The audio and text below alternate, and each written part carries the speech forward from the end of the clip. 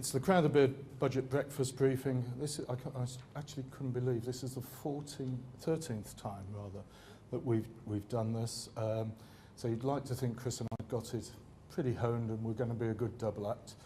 It's the third budget of George Osborne's, and what he said he basically was aiming to do was to restore and maintain the stability and position that the UK has achieved as a relatively safe haven with with interest rates near record lows. Keep hearing stories whenever you read any of the economists that we're going to have a rise in interest rates, usually Q8 from where we are now. And I think that's been going on for the last 3 years. So, you know, maybe we will get a rise in interest rates in Q4 2013. Make that 2014 or 15, or whenever they actually get to grips with it. So what about this year's budget? This year's budget was to ensure a stable economy, a fairer, more efficient and simpler tax system, and provide reforms to support growth as well. Let's have a look in more detail at the economy.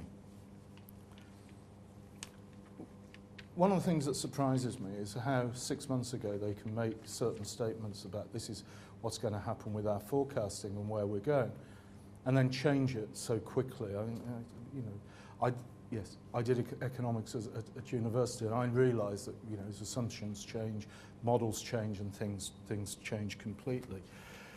But let's have a look at what they were talking about. The OBR has already revised its growth forecast from the autumn. They were saying growth would be 0.7%. They're now saying it's going to be 0.8. However, the economy actually did shrink last year, the final quarter, by 0.2%. So they're already looking at things and saying, well, you know, it's so volatile, we're moving there. The government's committing to ensuring that the state pension age is increased in future to take into account increases in longevity. And very shortly we're going to have the OBR's fiscal sustainability report to contend with and to make use of. As somebody who hopefully is still a long way from retirement, it was suggested on Saturday by a young gentleman standing next to me at Wigan that I was old. So I presumably I'm going to collect my pension next week. I don't know. In addition, public sector net borrowing will fall from its post-war peak in 2016-17. But what the Office for National Statistics show in their report that was released earlier yesterday was that in February we borrowed more than we'd expected. So we're not really that good at forecasting a month in advance. You know, we're looking at this and we're struggling there. And we'll look closer in a moment at the borrowing requirement overall, but there is an £11 million saving coming up. £1 billion is going to happen in 11-12, nothing in 12-13. Then we've got savings each year going forward for the next 4 years, 2 billion, 4 billion, 1 billion and 3 billion. And I would guess that most of those savings are political and won't actually happen. Let's have a look in a bit more. Finally, public sector debt will be lower than forecast. Let's have a look at some of the graphs. This is growth. The black figures being the November forecast, the brownie figures being what they now said. So as you can see, that small increase in growth, however small it might be, is there. Not going to grow quite as well as we thought in 2013, but then hopefully stability going forwards. Our borrowing figures, again, as I've just said, this is how they arrive at the £11 billion of savings. which is quite a lot of savings. The other thing that's clearly going to have an impact on the public finances is unemployment. And I'm sure one or two of you have recognised that gentleman that's coming out of the job centre. Well, he's got a bit of bad news for him. He's not likely to get another job in the next few months. But unemployment is going to ease. As can be seen here, they're suggesting that over the next 4 years, unemployment will ease. Whether Mad Mick will ever get another job, I don't know, but that's certainly perhaps not in football. So that's really the background to the budget and to the economy. Chris is now going to lead us through some of the tax changes. Right, thanks. I'll come over here in the hope I don't block the screen quite as much. Last year, I described it very much as a Groundhog Year in that every day seemed the same. But this year, last year that is, we were going to have a change. Well, it's amazingly how quick you fall into routine. There's an announcement in November of what will be in the budget, or will be in the Finance Act with draft clauses for everybody to consult on. Consult, that's a joke, isn't that? That's me being a cynic. And then when people finish consulting, they do exactly what they were going to do anyway. They issued the clauses and then they say a few different things in the budget that were signposted so that we can all think, oh, this is truly different. And last year, I also introduced you to this guy, Donald Rumsfeld, who came up with the great quote, that my favourite quote of all time about known unknowns. Well, we did this one to death last year. So this year, I want to introduce you to a few more quotes from the great man. The first one seems to have gone off, but oh my goodness gracious, what you can buy off the internet in terms of overhead photography. A trained ape can know an awful lot of what is going on in this world just by punching on his mouth for a relatively modest cost. Lucky for him, they could. But my favourite quote of his has to be the next one, which is, I don't do quagmires. His whole life and career was a quagmire. But anyway, so I've said that we actually get some spoilers in terms of they already announced what they're going to do in November. And some of the things they announced in November are actually of some real interest. Well, to me anyway, but then, you know, I'm sad. Okay, he signposted what the tax rates and thresholds are going to be for 2012-13. And so we all knew what was coming up in respect of where we'd be next April, this April rather. He talked about what he was going to do on research and development allowances, put them up to 225%, so for every pound you get tax relief at £2.25.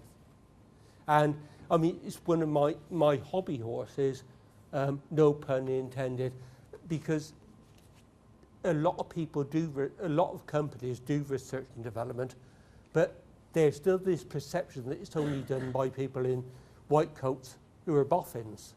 That's not so. I mean, I've got some tax credit claims going through for some clients that are anything but scientists. He talked about SEIS, which stands for Seed Investment Enterprise Initiative. Basically, what this is when new companies start up and then money you can invest will get not the usual 20% tax relief, but actually get a 50% tax relief.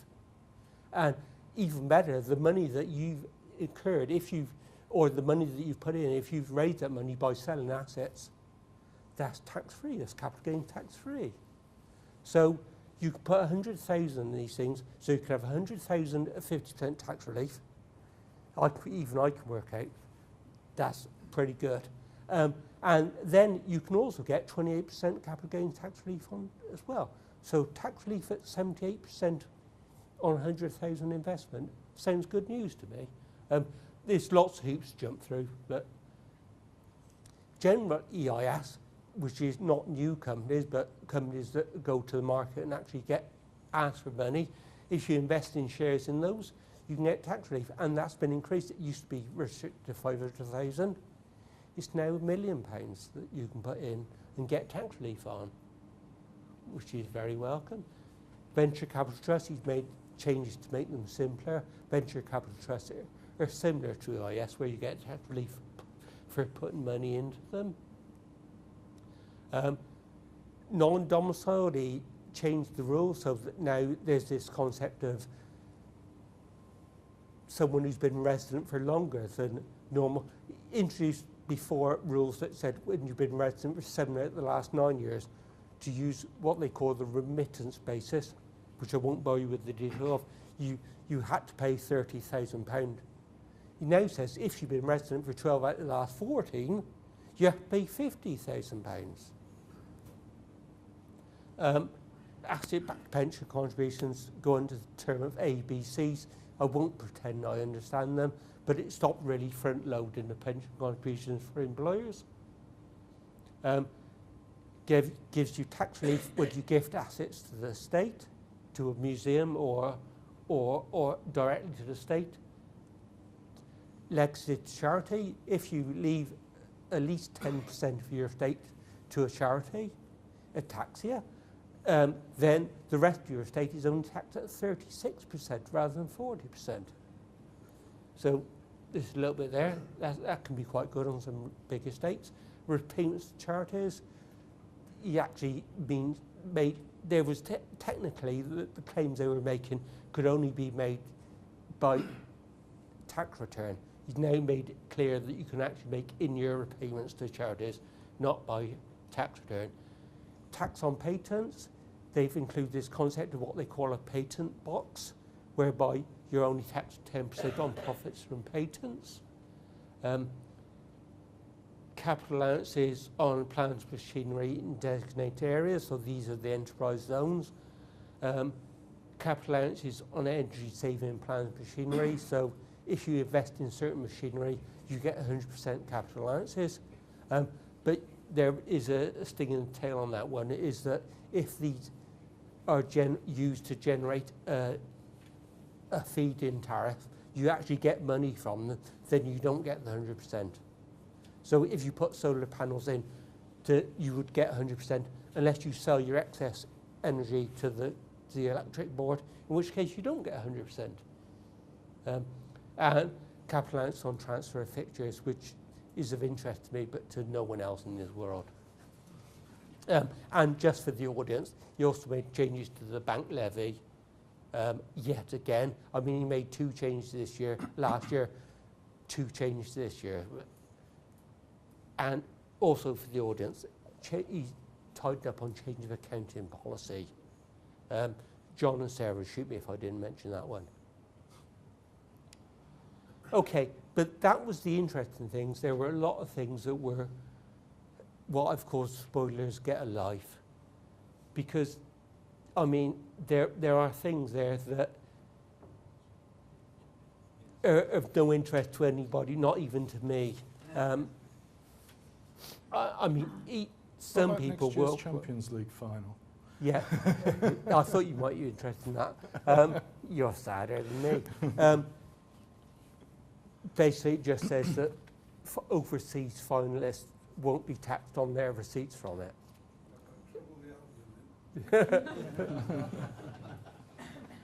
But there was yet more of these dire things. I mean, there are things in there that, well, even your mother wouldn't thank you for. I'll just briefly mention the 4th one down, Angostura bitters.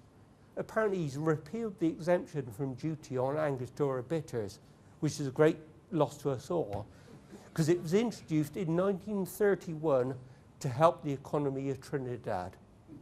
And so all these years, we finally woken up to the fact we don't need to help them anymore. And meal vouchers, it's a great loss that we're no longer going to have 15 pence exempt each day. So employees are going to have to pay tax on all their meal vouchers. These are things that I've classed as interesting, that obviously they are of major import, but not to my clients. I mean, I don't know of any of my clients who import cars and evade tax by doing it. But I'd like to point out the other one that I'm not interested in is dishonest tax agents.